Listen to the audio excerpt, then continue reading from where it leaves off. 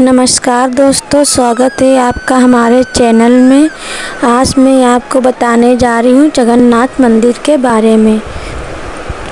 बद्रीनाथ धाम को जहाँ जगत के पालनहार भगवान विष्णु का 8वां वैकुंठ माना जाता है, वहीं जगन्नाथ धाम को भी धरती के वैकुंठ स्वरूप माना गया है। उड़ीसा के तटवर्ती शहर पुरी में स्थित यह विश्व प्रसिद्ध मंदिर भगवान विष्णु के अवतार श्री कृष्ण को समर्पित है। पुरी का ये पौराणिक मंदिर अपने आप में काफ़ी अलौकिक है। 800 साल से भी ज़्यादा पुराने इस पवित्र मंदिर से जुड़ी ऐसी कई रहस्यमय और चमत्कारी बातें हैं जो हैरान कर देती हैं। 4 धाम में से एक जगन्नाथ मंदिर अपने आप में कई सारी मान्यताओं और रहस्यों के लिए जाना जाता है। इस मंदिर में आज भी कई ऐसे चमत्कार होते हैं जिनका जवाब विज्ञान के पास भी नहीं है। जगन्नाथ मंदिर में भगवान विष्णु के अवतार श्री कृष्ण भाई बलराम और बहन सुभद्रा के साथ विराजमान हैं। मान्यता है कि भगवान जगन्नाथ के दर्शन करने से सारी मनोकामनाएं पूर्ण हो जाती हैं और सारे पाप धुल जाते हैं। वैसे तो हर मंदिर का अपना एक रहस्य होता है, लेकिन आज हम आपको बताने जा रहे हैं जगन्नाथ मंदिर के रहस्य के बारे में। जगन्नाथ मंदिर की तीसरी सीढ़ी का रहस्य। मान्यता है कि भगवान जगन्नाथ के दर्शन कर लोग पाप मुक्त होने लगे थे। ये देखकर यमराज भगवान जगन्नाथ के पास पहुँचे और कहा, भगवान आपने पाप मुक्ति का ये बहुत ही सरल उपाय बता दिया है। लोग आपके दर्शन कर बड़ी ही आसानी से पाप मुक्त होने लगे और कोई भी यमलोक नहीं आता है। यमराज जी की ये बात सुनकर भगवान जगन्नाथ ने कहा कि आप मंदिर के मुख्य द्वार की तीसरी सीढ़ी पर अपना स्थान ग्रहण करें, जो यम शिला के रूप से जाना जाएगा। जो कोई भी मेरे दर्शन के बाद उस शिला पर पैर रखेगा, उसके सारे पुण्य क्षीण हो जाएंगे और उन्हें यमलोक जाना पड़ेगा। जगन्नाथ मंदिर के मुख्य द्वार से प्रवेश करते हुए नीचे से तीसरी सीढ़ी पर यमशिला उपस्थित है। मंदिर में दर्शन करने के लिए प्रवेश के समय आपको उस सीढ़ी पर अपने पैर रखने हैं, पर दर्शन करके वापस वक्त उस शिला पर बिल्कुल भी पैर नहीं रखना है। इस शिला की पहचान की बात करें तो यह काले रंग की है और बाकी सीढ़ियों से इसका रंग बिल्कुल अलग है। दूसरा रहस्य, क्यों निकाली जाती है ये रथ यात्रा।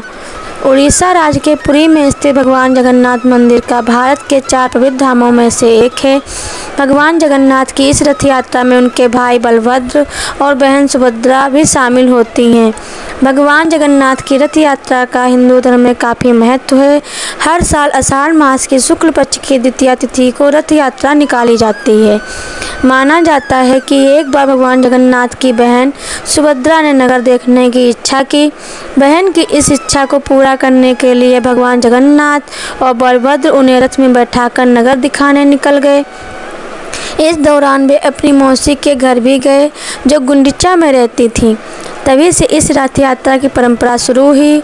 जगन्नाथ मंदिर से जब यह रथ यात्रा निकलती है तो जगन्नाथपुरी के राजा सोने की झाड़ू लगाते हैं। जगन्नाथ रथ यात्रा से जुड़ी मान्यता है कि जो भी भक्त इस शुभ रथ यात्रा में सम्मिलित होते हैं, उन्हें 100 यज्ञों के बराबर पूर्ण फल की प्राप्ति होती है। तीसरा रहस्य, ब्रह्म पदार्थ का रहस्य। उड़ीसा के पुरी स्थित जगन्नाथ मंदिर में भगवान जगन्नाथ, बलभद्र और बहन सुभद्रा की काठ यानी लकड़ी की मूर्तियां विराजमान हैं। मान्यता है कि जब भगवान कृष्ण ने अपना देह त्याग किया तो उनका अंतिम संस्कार किया गया था। उनका बाकी शरीर तो 5 तत्वों में मिल गया, लेकिन उनका दिल सामान्य और जिंदा था। कहा जाता है कि उनका दिल आज भी सुरक्षित है। माना जाता है कि उनका यह दिल भगवान जगन्नाथ की मूर्ति के अंदर है और वह आज भी धड़कता है। हर 12वें साल बाद जगन्नाथ मंदिर में भगवान जगन्नाथ, बलभद्र और उनकी बहन सुभद्रा की मूर्ति को बदला जाता है। जब भी इन मूर्तियों को बदला जाता है, उस समय पूरे शहर की बिजली बंद कर दी जाती है। इस दौरान जगन्नाथपुरी के इस मंदिर के आसपास अंधेरा कर दिया जाता है। 12वें साल में जब ये मूर्तियां बदली जाती हैं तो मंदिर की सुरक्षा CRPF के हवाले कर दी जाती है। किसी का भी प्रवेश इस दौरान वर्जित होता है। अंधेरा होने के बाद कोई भी इस मंदिर में नहीं जा सकता। इन मूर्तियों में बदलने के लिए सिर्फ एक पुजारी को मंदिर में जाने की अनुमति होती है और उसके लिए भी पुजारी के हाथों में दस्ताने पहनाए जाते हैं और अंधेरे के बावजूद आंखों में पट्टी बांधी जाती है ताकि पुजारी भी मूर्तियों को ना देख सके। पुरानी मूर्ति से जो नई मूर्ति बदली जाती है उसमें एक चीज़ वैसी की वैसी ही रहती है, वह है ब्रह्म पदार्थ। इस ब्रह्म पदार्थ को पुरानी मूर्ति से निकालकर नई मूर्ति में डाल दिया जाता है। आखिर क्या है ये ब्रह्म पदार्थ?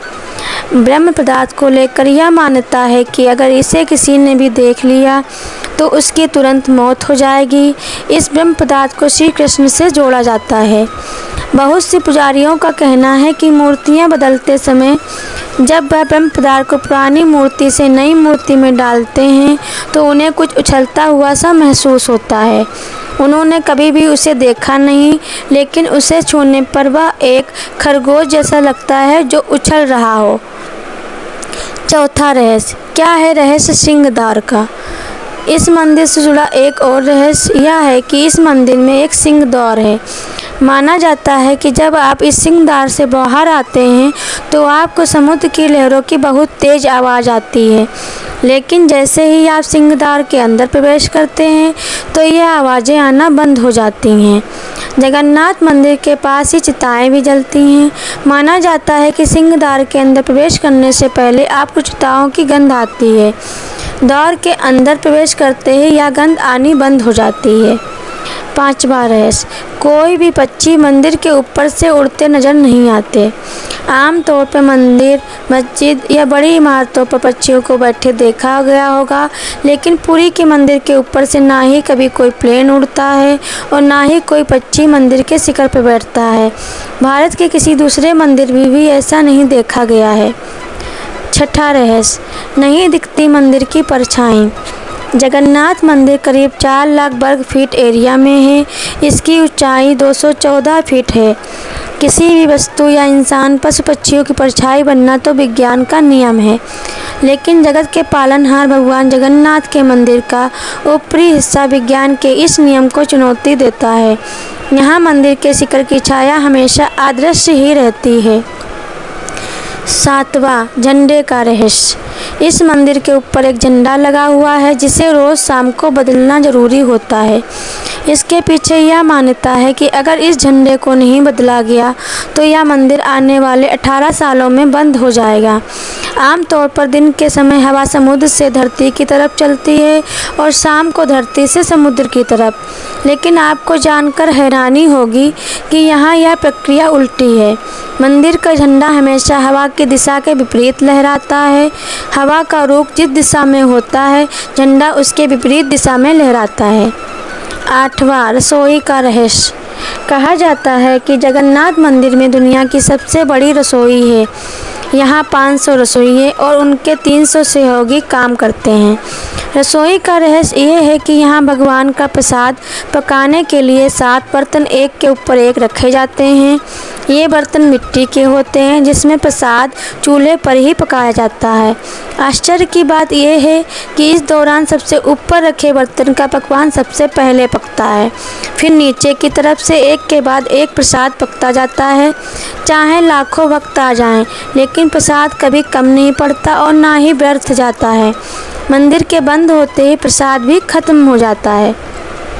नवा रहस्य। मंदिर में अविवाहित जोड़ों के प्रवेश पर प्रतिबंध होना। जगन्नाथ मंदिर में अविवाहित जोड़े का प्रवेश इसलिए निषेध है क्योंकि इसके पीछे एक पौराणिक कथा है जो राधा रानी के श्राप से जुड़ी हुई है। जगन्नाथ मंदिर में भगवान श्री कृष्ण जगन्नाथ जी के रूप में बहन सुभद्रा और भाई बलभद्र के साथ विराजते हैं। यहाँ उनके साथ श्री राधा रानी नहीं हैं। पौराणिक कथा के अनुसार एक बार श्री राधा रानी जगन्नाथपुरी आईं और उन्होंने श्री कृष्ण के जगन्नाथ रूप के दर्शन करने की इच्छा जताई। राधा रानी ने मंदिर में प्रवेश करने के लिए कदम बढ़ाया तो जगन्नाथ जी के परम भक्त और मंदिर के पुजारी ने उन्हें द्वार पर ही रोक दिया। श्री राधा रानी ने उनसे इस तरह के व्यवहार का कारण पूछा तो पुजारी जी ने बोला कि हे देवी, आप श्री कृष्ण की प्रेमिका हैं, ना कि विवाहिता। मंदिर में जब श्री कृष्ण की पत्नी को प्रवेश नहीं मिला तो आपको कैसे प्रवेश की अनुमति है? इस तर्क पर श्री राधा रानी बहुत क्रोधित हुई। श्री राधा रानी ने जगन्नाथ मंदिर को यह श्राप दिया कि अब से कोई भी अविवाहित जोड़ा इस मंदिर में प्रवेश नहीं कर पाएगा। जो भी अविवाहित जोड़ा इस मंदिर में प्रवेश की कोशिश करेगा उसके जीवन में उसे कभी प्रेम प्राप्त नहीं होगा। इस कारण से जगन्नाथ मंदिर में अविवाहित जोड़ों के प्रवेश पर मनाही है। 10वां रहस्य, क्यों है भगवान जगन्नाथ की अधूरी मूर्ति? एक बार माता यशोदा, देवकी जी और उनकी बहन सुभद्रा वृंदावन से द्वारका आईं। उनके साथ मौजूद रानियों ने उनसे निवेदन किया कि वे उन्हें श्री कृष्ण की बाल लीलाओं के बारे में बताएं। इस बात पर माता यशोदा और देवकी उन रानियों को लीलाएं सुनाने के लिए राजी हो गईं। उनकी बातों को कहना और बलराम सुन ना लें, इसीलिए माता देवकी की बहन सुभद्रा बाहर दरवाजे पर पहरा देने लगी। माता यशोदा ने कृष्ण की लीलाओं की गाथा आरंभ की और जैसे जैसे वे बोलती चली गई सब उनकी बातों में मग्न होते गए। खुद सुभद्रा भी पहरा देने का ख्याल भूलकर उनकी बातों को सुनने लगी। इस बीच कृष्ण और बलराम दोनों वहां आ गए और इस बात की किसी को भनक भी ना हुई। सुभद्रा भी इतनी मगन थी कि उन्हें पता न चला कि कान्हा और बलराम कब वहां आ गए। भगवान कृष्ण और भाई बलराम दोनों ही माता यशोदा से मुख से अपनी लीलाओं को सुनने लगे। अपनी शैतानियों और क्रियाओं को सुनते सुनते उनके बाल खड़े होने लगे। आश्चर्य की वजह से आंखें बड़ी हो गई और मुंह खुला रह गया। वहीं खुद सुभद्रा भी इतनी मंत्रमुग्ध हो गई कि प्रेम भाव में पिघलने लगी। यही कारण है कि जगन्नाथ मंदिर में उनका कद सबसे छोटा है। सभी कृष्ण जी लीलाओं को सुन रहे थे कि इस बीच यहाँ नारद मुनि आ गए। नारद जी सबके हाव भाव देखने लगे ही थे कि सबको एहसास हुआ कि कोई आ गया है। इस वजह से कृष्ण लीला का पाठ यहीं रुक गया। नारद जी ने कृष्ण जी के उस मन को मोह लेने वाले अवतार को देखकर कहा कि वाह प्रभु, आप कितने सुंदर लग रहे हैं, आप इस रूप में अवतार कब लेंगे? उस वक्त श्री कृष्ण जी ने कहा कि वे कलयुग में ऐसा अवतार लेंगे। वादे के अनुसार कलयुग में श्री कृष्ण ने राजा इंद्रद्युम्न के सपने में आए और उनसे कहा कि वह पुरी के दरिया किनारे एक पेड़ के तने में उनका विग्रह बनवाएं और बाद में उसे मंदिर में स्थापित करा दें। श्री कृष्ण के आदेशानुसार राजा ने इस काम के लिए काबिल बढ़ई की तलाश शुरू की। कुछ दिनों में एक बूढ़ा ब्राह्मण उन्हें मिला और इस विग्रह को बनाने की इच्छा जाहिर की। लेकिन इस ब्राह्मण ने राजा के सामने एक शर्त रखी कि वह इस विग्रह को बंद कमरे में ही बनाएगा और उसके काम करते समय कोई भी कमरे का दरवाज़ा नहीं खोलेगा, नहीं तो वह काम अधूरा छोड़कर चला जाएगा। शुरुआत में काम की आवाज़ आई, लेकिन कुछ दिनों बाद उस कमरे में आवाज़ आना बंद हो गई। राजा सोच में पड़ गया कि वह दरवाज़ा खोलकर एक बार देखे या नहीं, कहीं उस बूढ़े ब्राह्मण को कुछ हो ना गया हो। इस चिंता में राजा ने एक दिन उस कमरे का दरवाज़ा खोल दिया।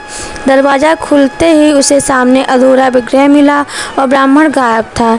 तब उसे एहसास हुआ कि ब्राह्मण और कोई नहीं बल्कि खुद विश्वकर्मा थे। शर्त के खिलाफ जाकर दरवाज़ा खोलने से वह चले गए। उस वक्त नारद मुनि पधारे और उन्होंने राजा से कहा कि जिस प्रकार भगवान ने सपने में आकर इस विग्रह को बनाने की बात कही, ठीक उसी प्रकार इसे अधूरा रखने के लिए भी द्वार खुलवा लिया।